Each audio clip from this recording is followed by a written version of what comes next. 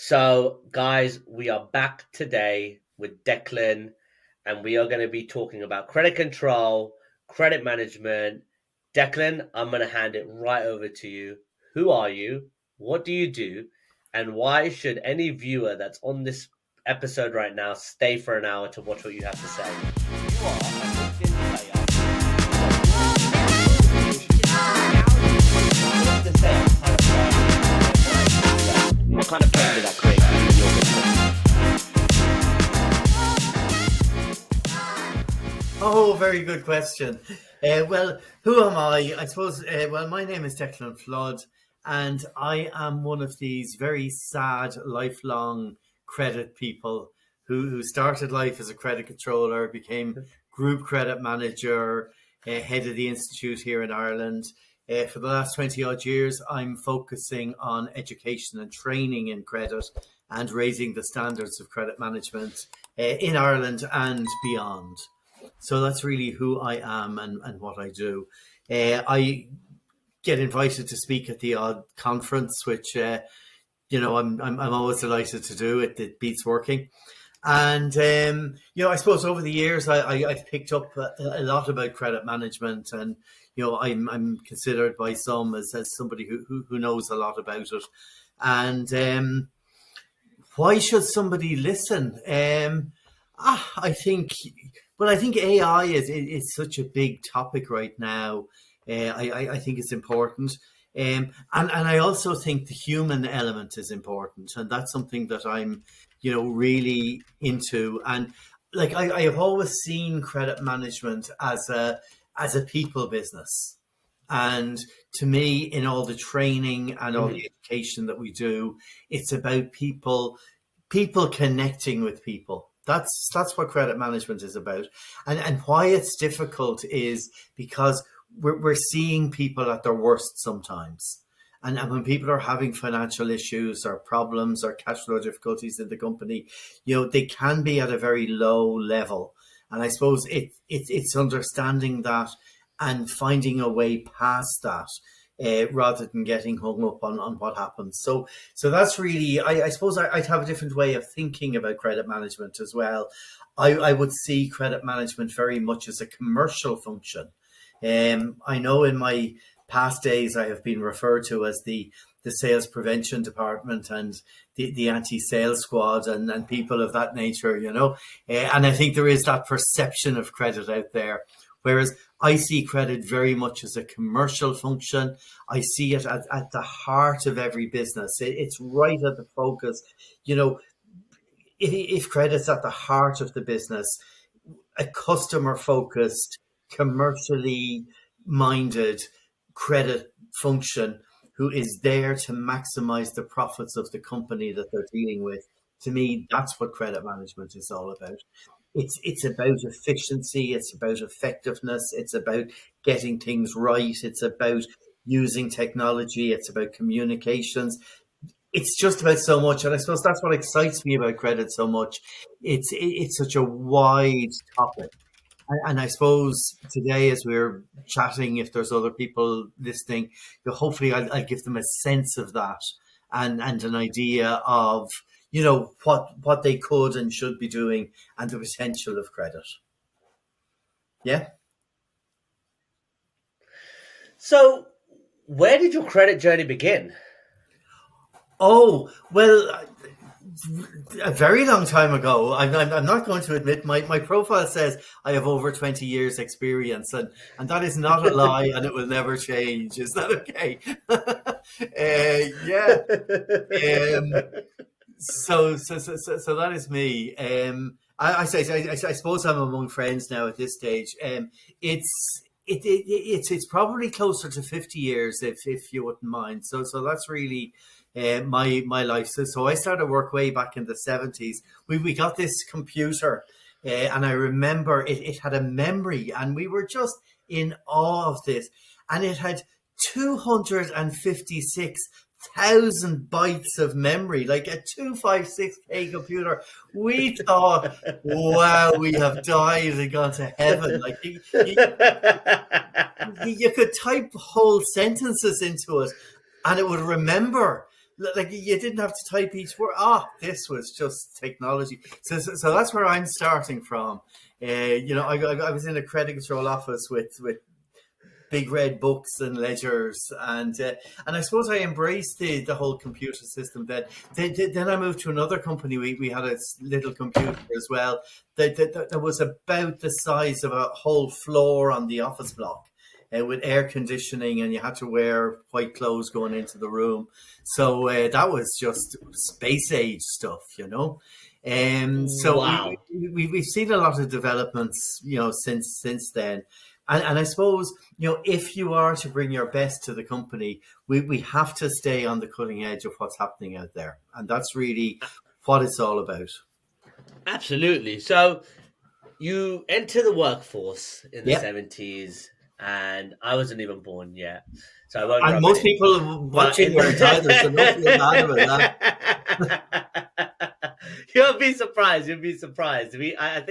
I think this industry is ingrained with a lot of focused, dedicated professionals that have really Yes. stuck with it for a long time, especially in now me joining it too. I've seen in shared services and how many decades some individuals, executives, professional trainers have been really involved in this deeply throughout their entire careers, and they've stuck with it. But what would be interesting for the audience to know is the journey started in the 70s. Obviously, the new computer had been released, and it's this magnificent invention. But there came a point where you were working and watching and observing, and then you saw that there were problems that weren't being solved. And you believed you had the solution to solve these problems. And you may have gone to your team and said, I see this as an issue. Can we get it resolved? Nothing happened. And then there was this light bulb moment, or there was this forced moment where you said, I've got to take this into my own hands. Do you remember that point in time where being in the workforce was one option, and then transitioning, however many years it took, into a different type of role where you kind of controlled that process or oversaw it or was at a higher level? Walk me through that transition and how that happened. What did you have to see for that to happen? Oh no. What did I have to see for? So you're talking about the transition from, I suppose, the corporate world into setting up my own business in terms of the training and education and that kind of stuff. And that transfer happened back in 2002. Actually, it was this week, 22 years ago, when I set up my own little company, Irish Credit Management Training. What prompted it, I suppose, was looking around, knowing the potential of credit management and seeing in a lot of places how badly it's done in terms of people being, either aggressive or people being overzealous or whatever. And then just sheer incompetence when it came to admin functions and all that kind of stuff. And to me, we pride ourselves in giving great products and services to our customers. And, we have very high thresholds in terms of our tolerance for failure. And not only did I not see it then, I still don't see it today, any correlation between excellence in business processes, excellence in product delivery, and excellence in delivering a correct invoice to the correct person at the correct time. To me, it's the same thing. This is part of our customer service. It's part of our interaction with our customers. And when you're talking to credit controllers, the bane of their lives are queries, disputes, and all that kind of stuff. And the reason there are queries and disputes are because you are getting it wrong. I'm sorry, that's it. And you say, oh, well, our customers. No, hold on. There's a simple rule. The customer is always right. And even when they're wrong, they're right. That's the rule of customers. So if we're having a myriad of queries and disputes, to me, that's a failure on behalf of the credit function. Because I took it very seriously in my day job that it was like I was personally sending out every invoice. And we were sending out probably, 6,000-7,000 invoices a week. So it was kind of huge volume.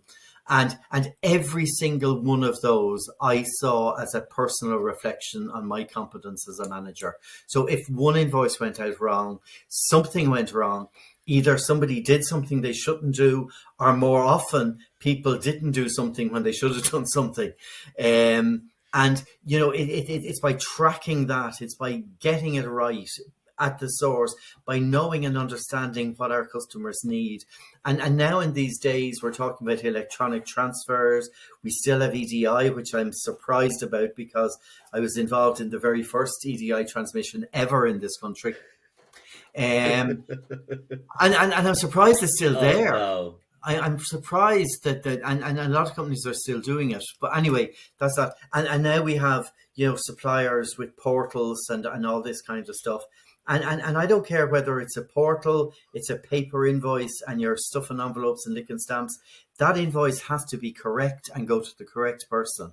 And if they want PO numbers, they get PO numbers. If you have agreed a price with them, you follow through with the price. You deliver what they ordered, which should be the same as what was dispatched, should be the same as what was delivered, which should be the same as what's invoiced.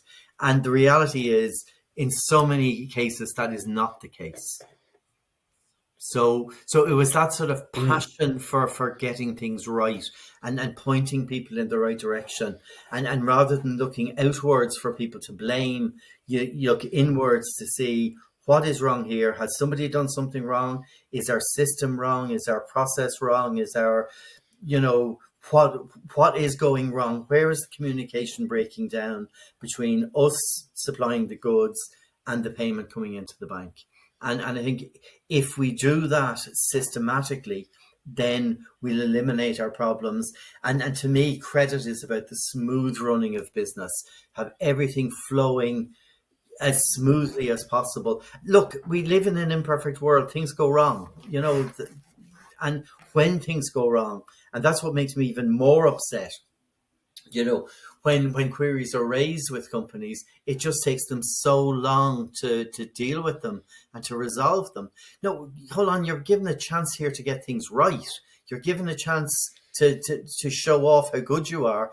And now you compound your problem by taking days or weeks or sometimes months to resolve it. And meanwhile, you're given an excuse to your customer not to pay. It is a very, very lengthy process. I see the amount of nuance to this entire department, to this entire function. It can go in so many different directions, and it's presented a number of different opportunities for Mega as a company, which is why we're involved in this field, to actually solve that problem at hand. Yeah. So if you were to pick the number one most common challenge that credit control teams come up against, what would you say that is?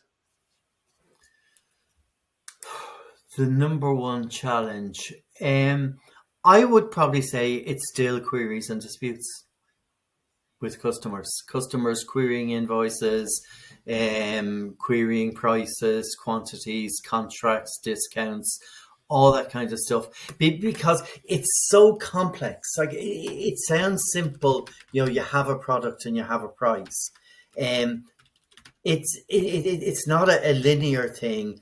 It's like a matrix. It's like a vortex, because there's so many different products, so many different customers, so many different promotions, so many different deals and ways. So to me, pricing is kind of like a matrix rather than a linear thing. And, you know, to get your head around it is difficult from a human capacity. But again, now that we're moving into AI and into that world, it should be, but it's down to the people providing the information. And that's where everything falls down in terms of, oh yeah, I never thought of that. So question on that, would be interesting. I want to backtrack a little bit to where you mentioned you used to send about 7,000 invoices a week. Yeah. Manually. So we're looking at what, 20...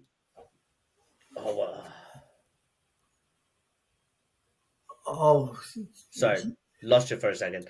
Yeah, all good. Yeah, so let's say roughly 7,000 invoices weekly. That's 28,000. Yeah, roughly 30,000 a month. So out of that 30,000 invoices, let's say a percentage of those invoices, how many of them end up in dispute?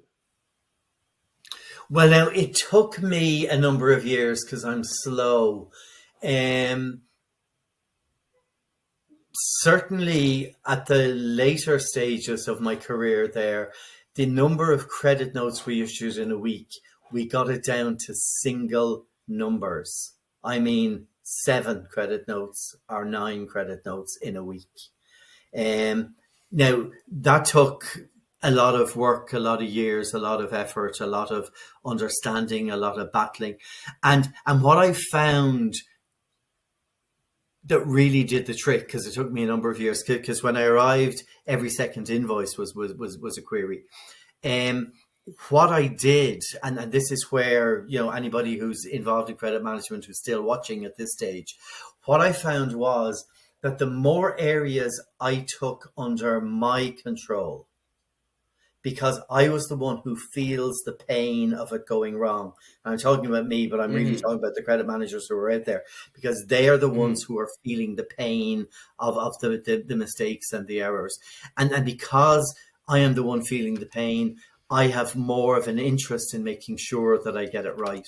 So what I found was, taking responsibility for, and as you say, yes, it was a manual process. So I took ownership of the post room, of the computers, of the generating of the invoices. I took ownership of the price files. I took ownership of the admin. I took ownership of the setting up customers and the data file maintenance and all that kind of stuff.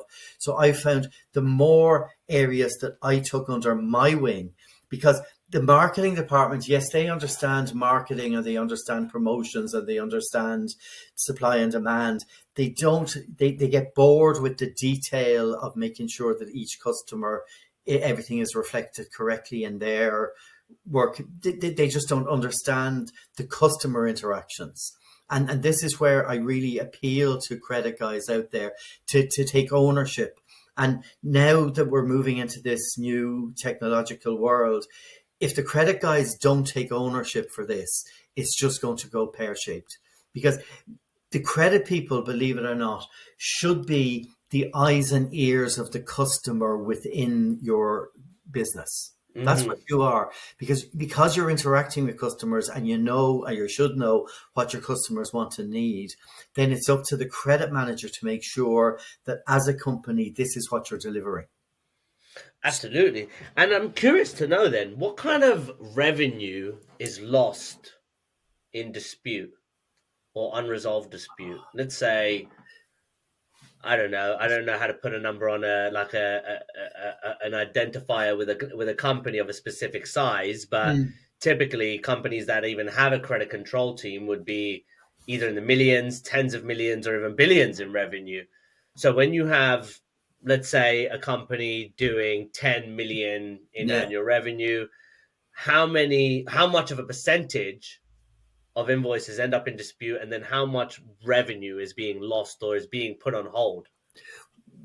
Yeah, well, my answer to that is that if you're sitting here watching this, just and let's take a simple example of where what they call 30-day credit. We're not going to get into that today.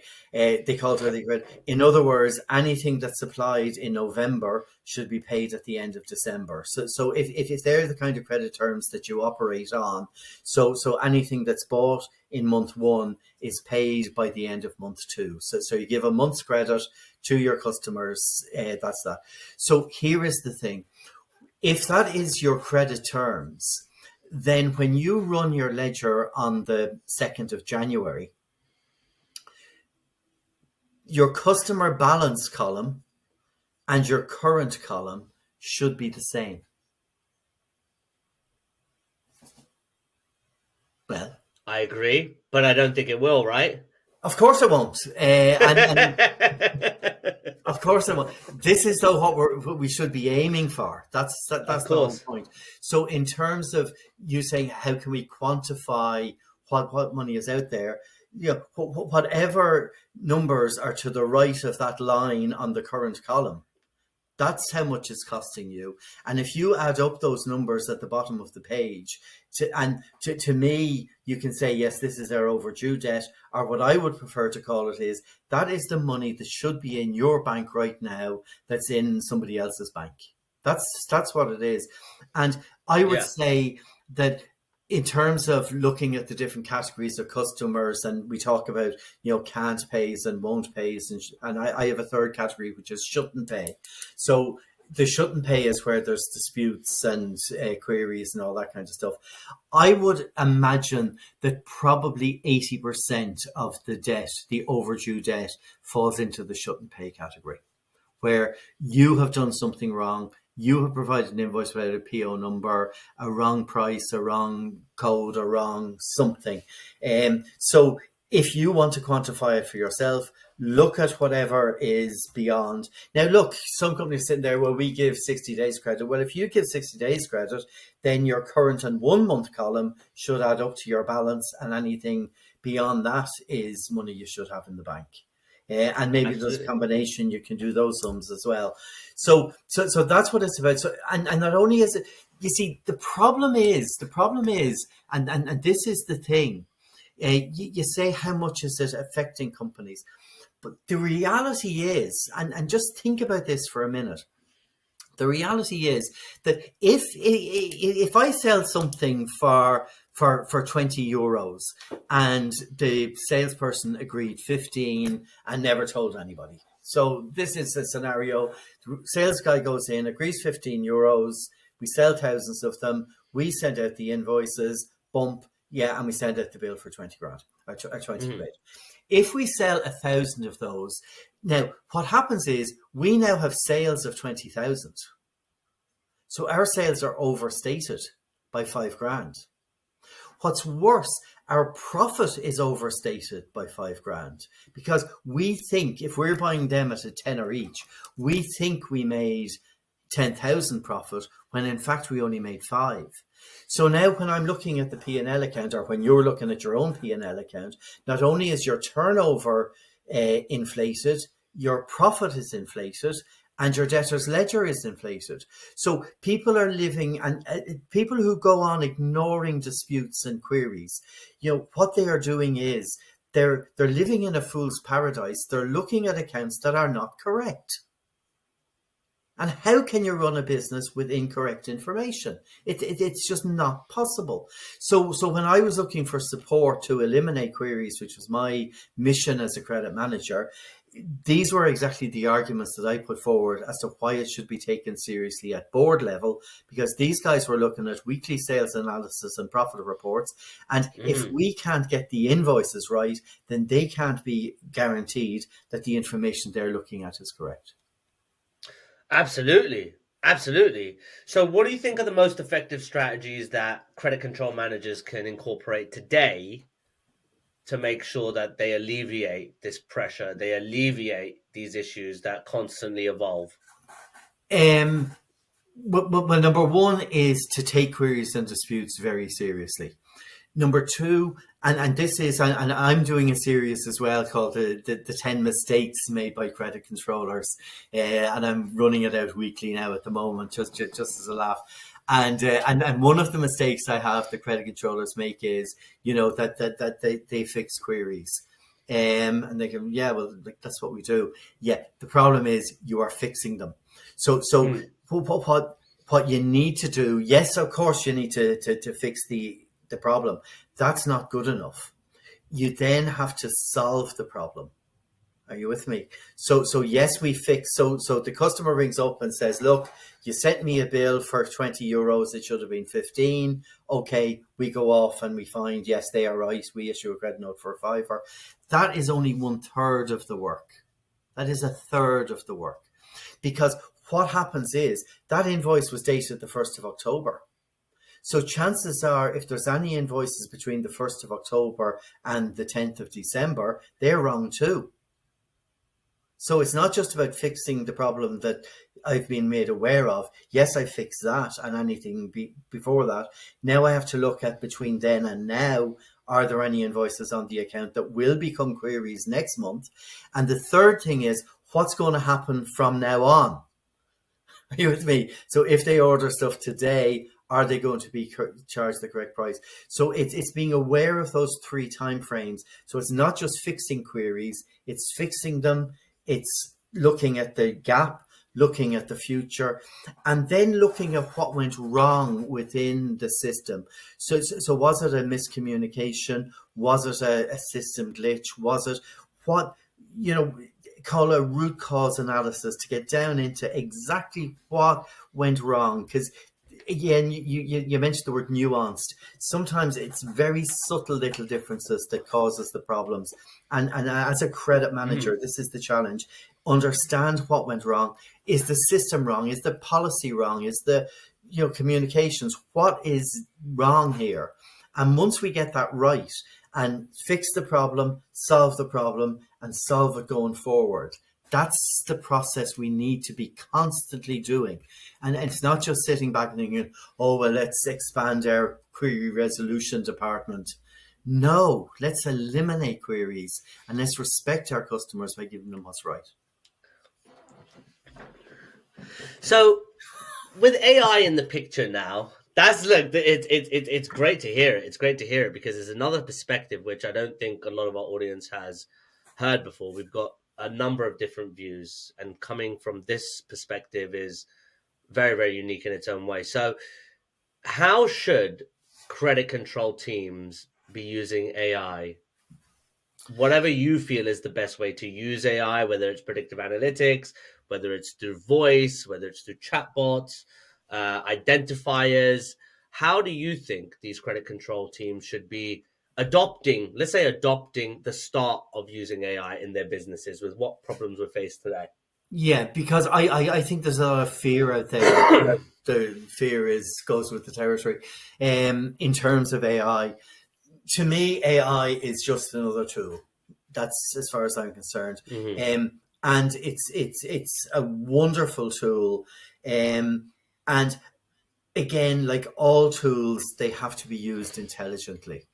So in terms of credit managers in strategy, and again, I would always sort of employ the kind of 80-20 rule. And that sort of, even though 80-20 rule has been around forever, as things become more specialized, I'd say it's probably more a 90-10 rule now, where 10% of your customers are 90% of your business. So look at that, I would call it a 90-10 rule in now at the moment. And now, how do we, and the 90%, the vast majority of customers that only account for 10% of our business, that's what we need to look to automate. We need to, and yes, in terms of the chat box and the calls and all that kind of stuff, if we have large volumes, low value, but again, you have to have an intelligent script. You have to have your policies and procedures built into it, that it reflects the company's ethos and values. So it's not just a matter of abdicating and throwing and saying, oh yeah, AI will do that. AI will do, same as computers back in the day. Computers will do exactly what you tell them to do. So I think credit managers should be sitting back now and looking at areas. What do they need to automate? They need to automate a number of calls and maybe first calls or contacts or whatever. We need to, and that even makes it more important that our master data is correct, that we have those systems in place as well. I think there's huge, in terms of credit risk assessments and all that kind of stuff. When we have this massive brain power available to us, it has huge implications. And I think back to the simple job of sense checking invoices, making sure that everything is what it should be. I think there's just so much opportunities there for people. They need to embrace it. And then they need to build humanity into it, and then leave the 10%, the VIP customers, whatever, that we can manage on an individual basis. There's always going to be exceptions. There's always going to be special cases, and we need to build them into the system as well. So we have the stuff that's automated, and then we have the stuff that's, manually dealt with. And, over time, let's reduce what we have to manually deal with and just let the process flow. Understood. So how it's evolved over the past year in terms of when it started, what you've been hearing and how it's being used, the problems and how it's being used, the solutions and how it's being used. How do you view AI and its evolution over the past 12 months? I think a lot of people are just beginning to embrace it now at this stage, and I really feel that the train has left the station and it's gathering momentum. I really do. And that's why I think people need to get on board with what's happening. They need to embrace it. They need to incorporate it into what they're doing, because, they'll just get left behind, and certainly, and I've heard some of the videos and the conversational pieces. And yeah, it is scary how good it is. So what are your predictions then on how it will be used in the next 6 to 12 months? I think, I think 6 to 12 months is probably the long term in this particular area. Whereas business, we think of 5 to 7 years as long term. Whereas, I think it's just gathering pace. And I think it's now up to, and it is the credit manager it's up to. That is the whole point of it. Just remember this: the credit manager has to stand up with confidence. I am the eyes and ears of the customer. The customer is the most important person in the business, and I need to be driving this forward. And that's where I'm talking to credit managers. I'm encouraging them, rather than sitting back and thinking, "Oh no, IT has nothing got to do with me." Yes, it has. It is your problem. It mightn't be your fault. It certainly is your problem. And if there's a balance on your ledger, it's your problem.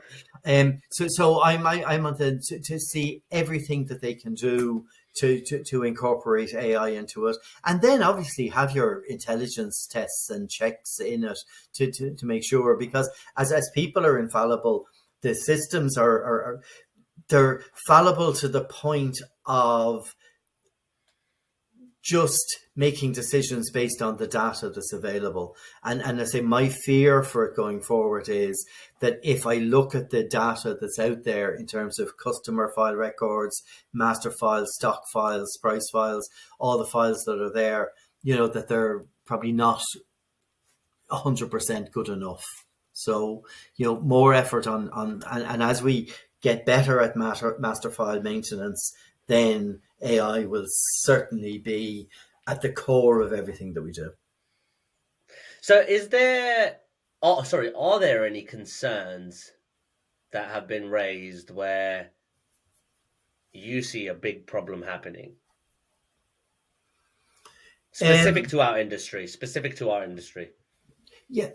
To me, the big fear is that managers abdicate responsibility. So that's AI now. That's not on my desk. I don't have to worry about it. To me, if you're a credit manager, you always have to worry about it. And even I mentioned EDI. People thought, oh yeah, it's all now electronic and it goes. To err is human, and to mess it up completely takes a computer. And all you want is one digit in one file, and now you find whole batches of invoices are being rejected. So like everything else, embrace it and then manage it, and make sure that it is controlled, that you have the checks and balances in place to make sure that it is doing what you expect it to do and what you want it to do. That's 100. Well, look, I think you're absolutely right. So, look, most people are gung ho. They're really excited about the opportunity. There are massive concerns about what it can present. I think it was last week they just released a news article from Google where they ran a test and said, we want you to find a way to basically escape under any circumstances. And it planned a program to escape the environment that it's usually confined to, and just again the potential for concern, leak data, using information in a bad way is quite worrisome for most, and that's why I asked that question. But again, we're moving into a place of massive opportunity where companies can reduce costs, they can increase revenue, they can reduce churn. A lot of these things are major, major positive impacts on businesses that have been late adopters of technology and can now start really using this developed technology in a very, very productive way. Yeah. So I look at the increase of productivity, and the for me as a business owner, I was always big on how can I increase the amount of cash I can receive, Yeah. and credit control being one of those. Just even recently experienced something like that. So if you were to pick the number one use case for AI today and how you would use it specific to your role, what would you pick?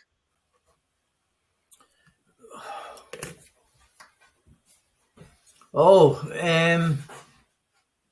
I'm not sure if I have an answer to that. Because it's so all embracing, because it's so all embracing. So what I would pick is, and again, it's down to each individual credit manager. So what they need to look at is their own internal processes in terms of what they're doing and how they're doing it. And, the first thought needs to be, how do we automate this? And that is from, invoice generation, cash entry and allocations, calls, customer calls, follow up with calls, dealing with issues, so in terms of where should somebody start? I think you start wherever it hurts most. So where does it hurt? That's a great question, a great sales question. Where does it hurt? So a large part of business is finding the pain and then coming with a solution. So we have to know, and from a credit manager's perspective, find out where are the issues now, and then how can we automate that? How can we resolve that, and then move on to the next one? Amazing. Well, look, that's all the questions for the show today. So if you were to share the best piece of advice you've ever received being in credit control, what would that advice be that you would love to share with others?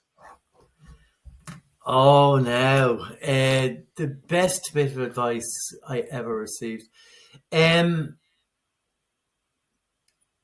Yeah, I'll keep it very simple. And then this is one sentence that I have used for many years that is repeated back to me most after years, where people say, I'll never forget that one line that you said, and it had a huge effect on me. So that makes my life worthwhile when people say that to me.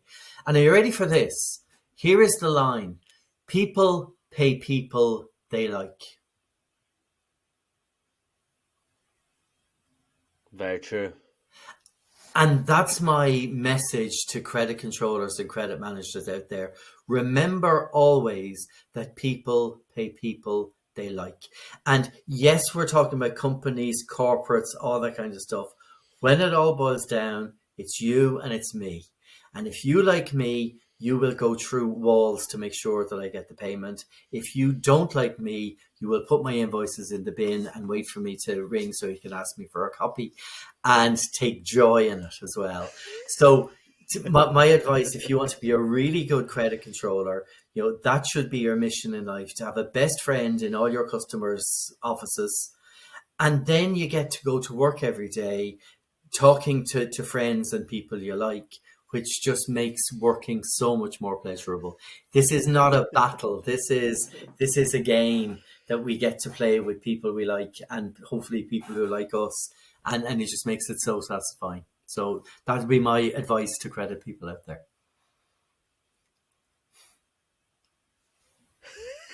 Well, look, any last words before we end the show? Where can people find you if they want to learn about training, about Declan, about your knowledge in the space? Yeah, Where's the best place to reach out? I'm Declan Flood. I'm on LinkedIn. My company is Irish Credit Management Training, which the four letters is ICMT. So it's icmt.ie because we're based in Ireland. And there are tips and, courses, education. So we do day courses, in-house courses, diploma for somebody who really wants to get ahead in credit. Having a diploma in credit management is a qualification. And we look after that and hopefully keep them on the cutting edge of what's happening out there to perform at a level of excellence. So that's really what it's all about. Awesome.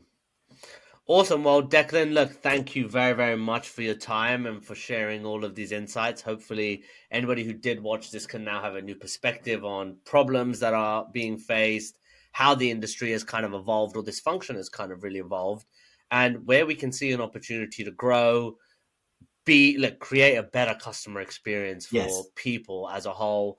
The conversational element, the dialogue, all of that can be improved. And if people have this little wake-up call, which is what this podcast provides, these little wake-up calls where people buy from people or work with people that they like, the customer is always right, the ability to amend and, control how you're actually sending out invoices, managing disputes, all of this is really important. And it's a really interesting topic that I'd love more people to be aware of. So any last words before we close it out? No, I think that's everything. It was lovely talking to you, Shane, and hopefully you'll get some feedback. And look, I said I'm a sad person, and I'm happy to help anybody. So if there are any issues, reach out, contact me. I'm quite happy to give my help in any way I can.